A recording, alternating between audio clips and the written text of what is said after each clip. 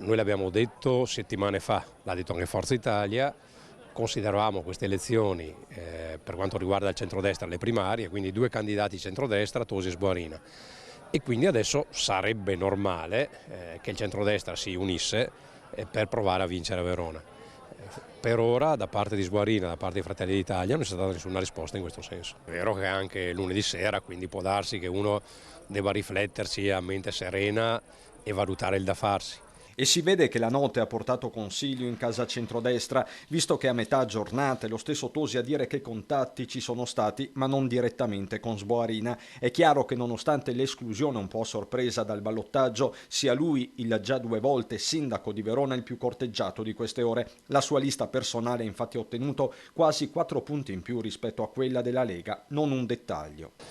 Il sindaco uscente ha fatto poco, perché un sindaco uscente che si ripropone e prende un voto su 3, perché se uno guarda i voti di Sboarina, i voti di Tommasi, i voti di Tosi, viene fuori che il sindaco uscente ha un voto su 3. Il sottoscritto, quando si ripresentò nel 2012, rivincemmo al primo turno senza alcuna difficoltà. Che non scorra buon sangue tra Tosi e Sboarina lo si capisce anche dalle parole dello stesso sindaco uscente a margine della conferenza stampa di commento al voto che si è tenuta a Palazzo Barbieri. Flavio Tosi lo sentirà? Ma questo io parlo con Forza Italia perché il riferimento è quello, dopodiché vedremo insomma. Quindi lei dice in queste 2 settimane io lavorerò per recuperare il centrodestra, il popolo del centrodestra. Ma io mi rivolgo ai cittadini veronesi di area di centrodestra perché questo è fondamentale.